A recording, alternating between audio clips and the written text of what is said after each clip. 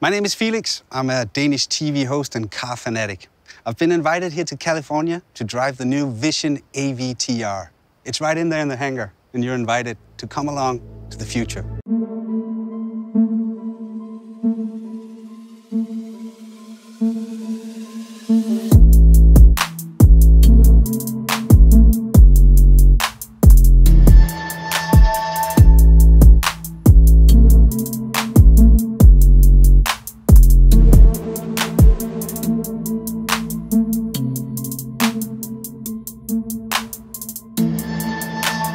Control unit.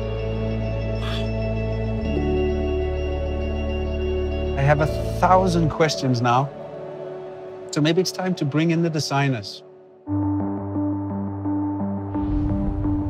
Well, I'm here with Gordon Wagner, Chief Head of Design at Daimler. Was that correct? Chief Design Officer. That was almost correct. Chief Design Officer. But the most important thing is that, Gordon, this car is something you authorized. What's the vision behind this car? What's it supposed to be? We wanted to create a vehicle that is not alien to its environment, that's almost a part of the ecosystem of the environment. And we actually didn't want to create a vehicle. It should be almost something like a living organism. Mm-hmm. I think you succeeded in that because it doesn't really feel like a car anymore, except it has 4 wheels. Actually, it can crab sideways. Really? Yeah. Like Why? 30 degrees sideways. Because we didn't want to have conventional wheels. These wheels, they look more like an animal paw, like soft and gentle. When you look at this car, what is it that you see as a designer? First of all, I think it looks very futuristic thanks to that super futuristic proportion. We wanted to create something that is very efficient looking, something that is almost like bio-design in harmony with nature. So it goes very gentle through the wind. From the materials, there's a lot of recycled materials. We have the dynamic car, which is fully recycled. We have this Karun wood, which is fast-growing rattan, very sustainable. We have all these fabrics, this ocean waste plastic. Mm-hmm. So from the material side, yeah, this is completely sustainable. And of course, our vision is the 100% sustainable car, and that car should embody this. Should we sit inside? Yeah, let's do that. You want to go on the other side? Yeah, sure. So actually the first moment is that wake-up moment when you enter the car and the car wakes up. So you see all these light strips, they come alive, and then you start that merge moment, and we connect with this merge device here. And of course, you can steer the car forward, backward, left and right, and then when you want to crab sideways, you tilt that. So there's a sensor in there as well? Yeah, and actually if you see it, it goes up and down like the car is breathing, and then it boots up and you see the screen. And now we are actually flying through the world of Pandora. And this is so cool about this project, as we are stepping even out of the car industry and go into a different industry or merge it with a different industry. In this case, entertainment, one of the biggest entertainment companies. And for me, I see Mercedes not really as a car brand. I see it as a leading luxury brand. In fact, we want to make it the most loved luxury brand. And projects like that with corporations from other fields bring us so much more inspiration that we can elevate what we do to a different level. Can we drive? Let's go and drive. Let's take it out for a spin.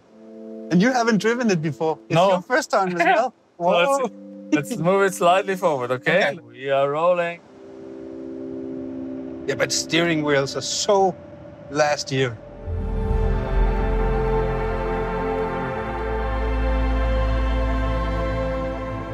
So we can try crabbing mode a little bit. Whoa! So now the cool thing is, the co-driver can take over. So you have it, just try it.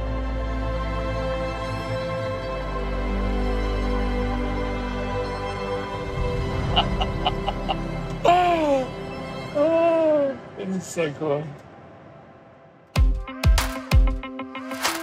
So, Vera, you were the head designer, lead designer on the user experience of the car, right? Yes, correct. I'm the Director of Advanced User Experience Design. Exactly. That's you.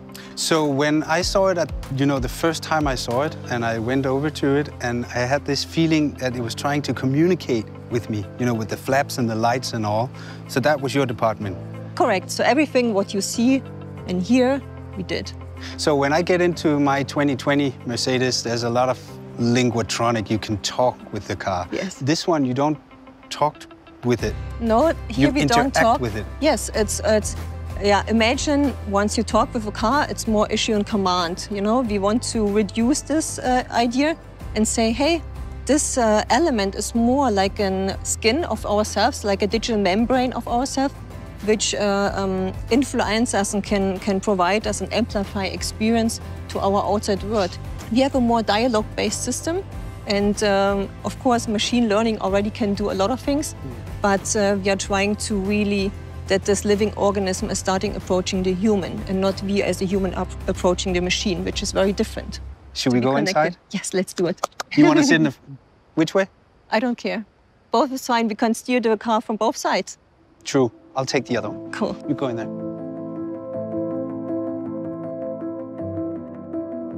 So what do we see?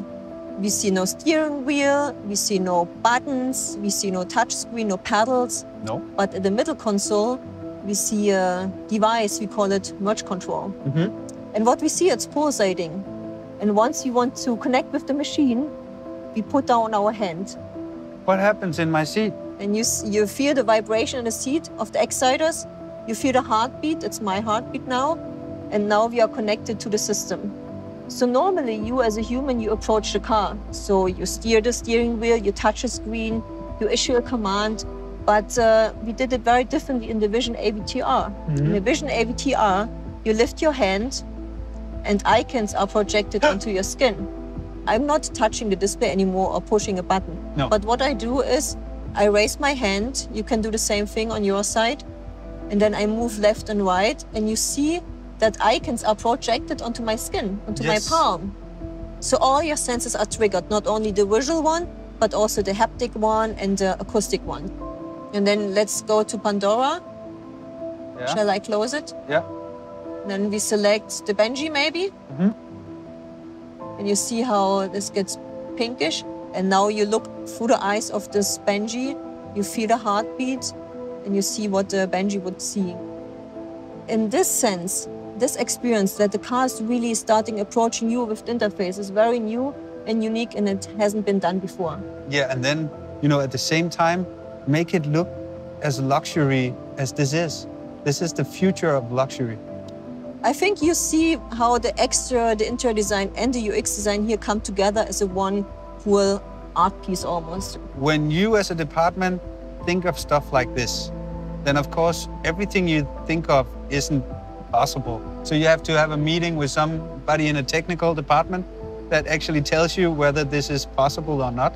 Our engineers are very creative people, very knowledgeable, and only as a collaborative team, designers and the engineers, we can come up with these really functional prototypes. And it's very important, it's functional, it's not faked, it's really working. I don't quite understand all of it, but you did a good job. That's great. Well, ladies and gentlemen, I'm here with Alex Dang. He's a designer at Mercedes-Benz, and he's actually the one who drew the lines for the Vision AVTR. Hi, Alex. Hi.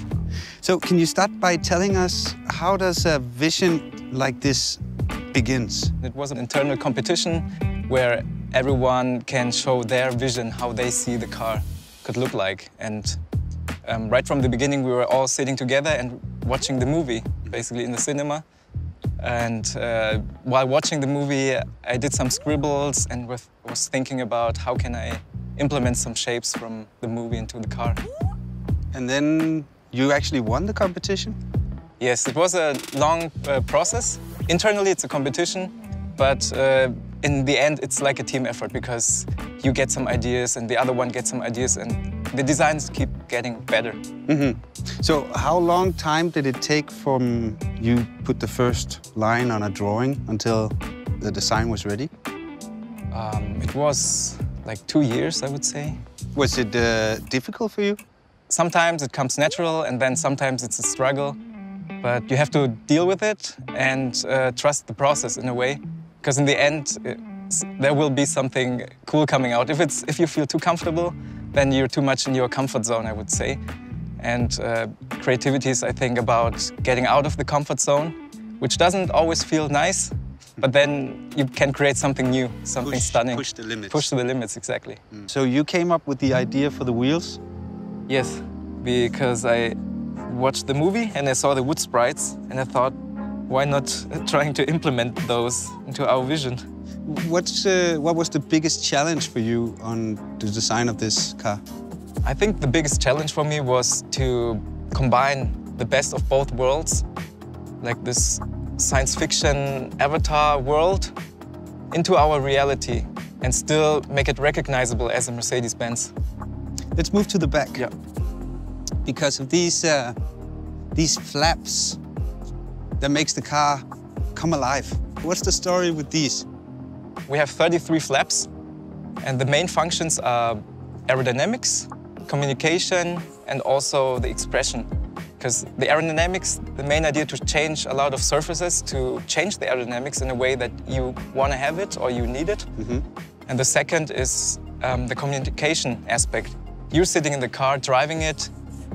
You can show, the first time, you can show your intentions to the outside, whether you're accelerating, you're braking, or you turn.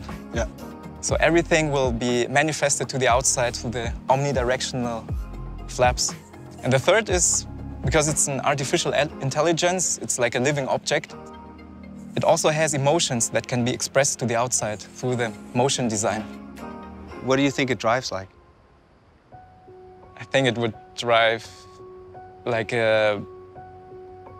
something that you've never been experiencing before.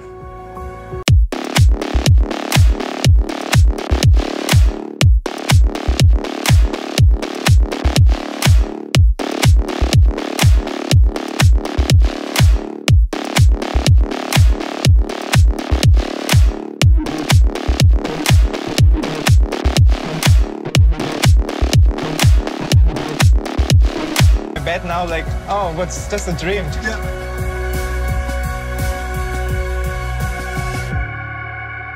Dude, that was amazing. It really works. You drove your own car. That was nice.